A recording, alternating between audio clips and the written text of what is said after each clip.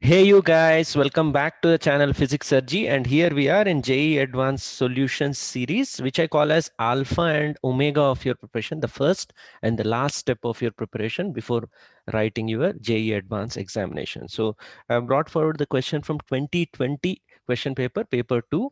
It's a problem on mutual induction, and there was a small amount of debate when the final key for this particular problem was released. So let's try to see whether the students who objected to the key or the JE were wrong. And while doing so, as always, we learn a lot as we move along. Okay, so magnetically coupled coils. So here's the problem statement. If you want to give it a try, just pause the video, try it for 1 or 2 minutes, and do come back for the concept explanation. Solution will also have a say on the final key that was given if any issues are there, and we'll round it off with the 2 practice problems at the end. Okay, so just pause the video and move ahead. Okay, so here's the formal wording. The inductors of two LR circuits are placed next to each other as shown in the figure.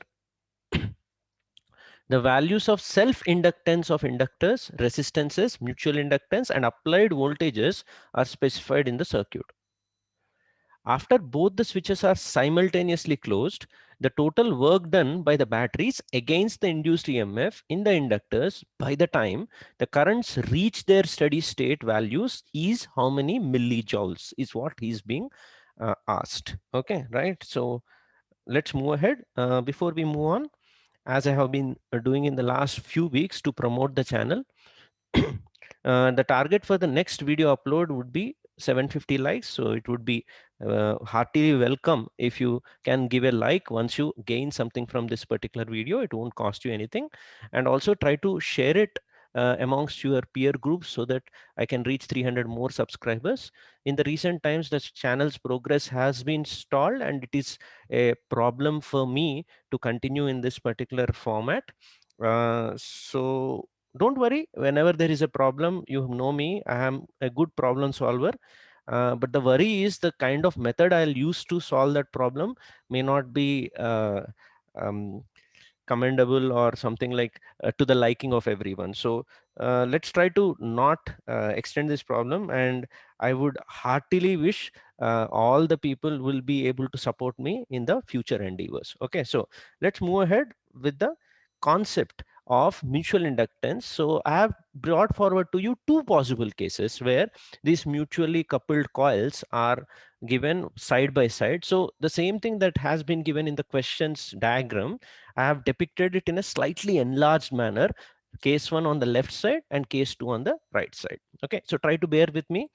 The current, if you go back to the problem here, so in the bottom line it is going to the right, and also here it is going to the right. So I'm going to depict the same thing. That means in the left side it is anti-clockwise, and also it is anti-clockwise on the right side. Okay, so problem with this is the way the windings on that particular coils are wound is going to make a lot of difference.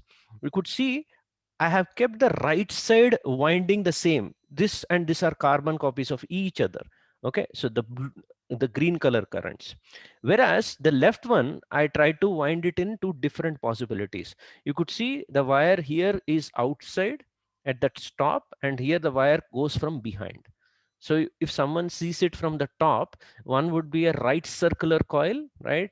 And the second one would be the left circular coil. Okay, so in that, the essence of this is to ensure the two windings present two different ways of writing the sign for mutual inductance when we solve for the EMF. Okay, so if you carefully observe and use right hand thumb rule on this red colored current, okay, so if you can pause the video and patiently use the right hand curl rule, then the curling of your right hand fingers will suggest that the field which I am representing with the same color red is going in like this, and then it comes out from here. Can you follow that? And then wraps into this and then goes in a closed loop. I'm not drawn it completely. Okay, whereas when you do the same with the green color current here, which goes behind like this, again pause the video a bit, use your right hand fingers and curl your fingers, you'd see that the green color current field is going to go in like this and then go out like this and then curl back on itself. It's a closed loop. Then when you see these two, the red one and the green one in the left side figure together, they are opposing each other. So whenever these two oppose each other and you try to calculate the EMF across these 2 points, let's call it as E1, it will come out to be the red color component would be the self induction one and the green color one would be the mutual induction. And since I have got the opposition in this case, I put a minus sign in between. Same thing if you try using the right hand rule and all that. So again, I request you to pause the video, use the right hand for this red current and also the green current. The way it is curling, you will realize the red field and the green field, when you are going into each of these coils, are going to support or aid each other. So whenever they aid each other, these two EMFs will get added up. Okay, it's pretty simple in this particular scenario. Same thing you can do for the second one. You could write E2 is equal to, with all ones changed to twos, and same thing here. Whenever there is a aiding, both the terms will have positive sign or both the terms will have negative sign here. That means if you write E2 here, there will be a minus sign in between. Okay, now we need to understand in each of these cases what is meant by the work done against induced EMF. That's what he has asked in the question. Okay, so work done against induced EMF, if I represent the left side coil with a box of induced EMF E1 and the right side as another box of induced EMF E2, if the current is getting pumped into that box, then the work done against that induced EMF would be simply a power multiplied by dt. That power is given by the EMF multiplied by I1. Same term, I can write it for E2 I2 dt also, where E1 and E2 we have already ascertained in the previous page as the sum of these two with a plus or minus depending on how the curlings of these coils are. Okay, so E1 and E2, I hope you understand this part. So if you substitute this E1 here and E2 here along with the plus or minus, we'll get a general term.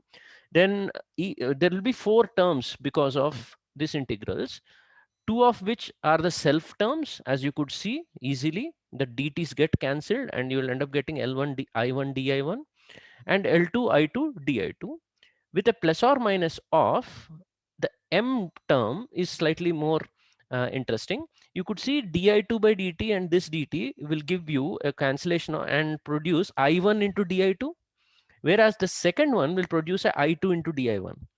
It's like that chain rule UV differential, right? So I1 di2 plus I2 di1 can be mathematically written as d of I1 I2.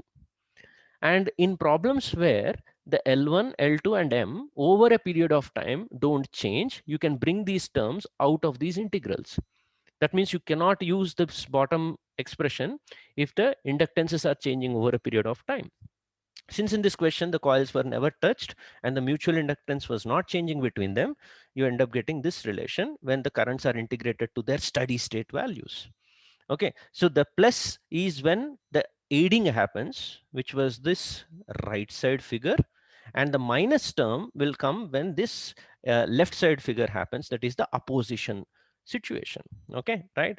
So keeping this in mind, our next job would be to understand which case did the IIT JEE question belong to. Okay, right? So it's slightly difficult, so let me try my best to zoom in. I have drawn the field lines based on the curlings, so let's try to zoom in. Yeah, I hope it's slightly more clearer now.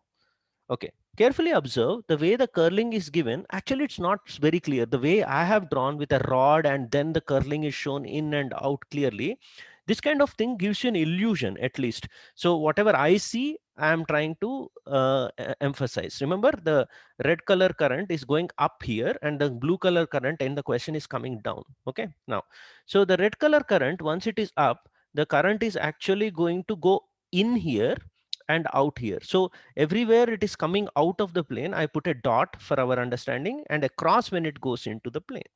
Okay, so going in, coming out, and then curling like this in and then out from here and then keeps going out. So with this kind of dots and crosses, if you again put the right hand thumb rule, So your curling of fingers would be in such a way that the red color field will come out like this. Okay, right? Same thing if I try with the blue color current that is going in, okay, and then coming out and then going in. So dots will be on this side, crosses will be on this side. Again, using your right hand thumb rule, right, the magnetic field blue color one goes like this, and you could see these two arrows are opposing each other. So but there is an argument that you cannot depict this dot and cross very easily with this two-dimensional way of drawing the diagram, especially on the screen of a JEE examination where this kind of zooming effect cannot be taken. So even if you zoom and check, they're actually opposing each other. But if you can't, then I would say you should have gone, or we should have gone with both the possibilities of plus or minus. So if you take opposing as the situation, the answer comes out to be 35 millijoule by substituting all these currents, right? So steady state current is very easy to calculate, right? Because he has given volts here, and in steady state there won't be any drop across this. So 5 by 5 will give you 1 ampere, and 20 divided by 10 will give you 2 ampere when there is no drop across this in steady state, when di by dt becomes 0. So with these two currents known, L1, L2 and M known, and the formula in the previous slide, opposing, that means with a minus sign, will give you 35 millijoule, and aiding will give you 55 millijoule. Then what did the JE actually gave as the final answer? So on the left, you had the tentative key, which they released, and we were allowed to object in the tentative key. You can see the 17th question, they gave 55. And most of the students actually objected because, first of all, it could have been any of the two, 35 or 55, which in my opinion was right. Or if you go and zoom into it, it actually appears to be more like a 35 rather than a 55. But no change had happened even after so many objections from a lot of students. And again, I leave it to JE and their great cells. So to understand what went wrong here, why was 55 given only as the answer? Okay, so even if you have an opinion, please let me know in the comments below. What do you think should have been the answer? Should it be only 55? Should it be only 35, which looks more appropriate, at least in the diagram, right? If I had made a mistake, just let me know in the comments.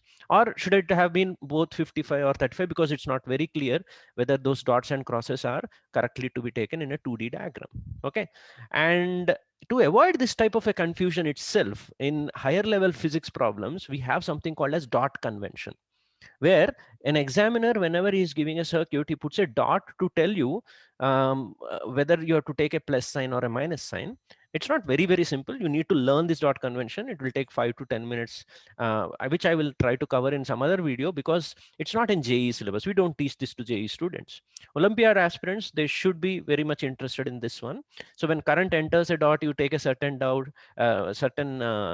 sign, and when current leaves a dot, you take a certain sign in the mutual inductances. Okay, so what I'll do right now is, to not keep you hanging, people who are really interested, I'll share a PDF lecture in the description below. It is a 20 plus page lecture. You just go to the 7th page of that to have a basic understanding of how this dot thing works, which in the JEE original question they never gave. So in this one, there is no dots and cross. When you zoom in, you end up getting a different answer from their key. Okay, so let's move on to the practice problems, in which since dot and this notation is not there, how should JE or JE level questions be given? So this is one such nice AITS question, right? You could see that in this, he clearly mentions that the fluxes are aiding each other. This is not a geometrical circuit, but he's mentioning it in the question, that the mutual inductance is coefficient of coupling is 1 by 4, and they aid each other. Okay, and it's also containing some switching interesting concepts, so which I'll take up in the AITS select series. So if you have got an answer, please do comment about it along with the timestamp. It's important so that I can respond to your answer, whether it is correct or not. Okay, so what is the practice problem number 2? This is, even though it's a ideal transformer, right, you should be having a basic understanding of that. And in this one, it's not about the plus or minus sign, it's more about the mutual induction relation that we take, and in terms of that, what is the value of the V1 by V2, the RMS voltages of primary to secondary in terms of the self-inductance of each of these coils. Okay, right. And in ideal transformer, there is perfect linkage. So M is taken as root L1, L2 is being given as the information. So please do let me know about your answer in the comments below. Don't forget the timestamp. Right. And in case you want to have further relevant discussions about JEE advanced problems from different sources, you can directly go and check the EMI channel in our Discord server. If you're new to this channel and you don't have any idea about Discord server, I have already made a video for how to use the Discord server and what are the uses of our PHYSICSSIRJEE Discord server. So the link of that video tutorial is in the description below or on the I button above. Please do check it and do join it. You will like it. I'm pretty sure you will like it. And apart from this JEE Advanced Solution series, there are multiple series that are running in this particular channel. So please make sure you go through these things from the playlist links that are provided in the description below. With exams coming closer, I would request you to watch 4 to 5 videos per day, maybe in 1.5x speed, so as to cover all the missing parts which you may not find in textbooks or also in the other channels. So definitely going through the problems in this particular channel gives students an edge over others in their preparation. Okay, so please do, I repeat, like, share and subscribe to the channel and keep it alive. And I hope to see you in the next video soon.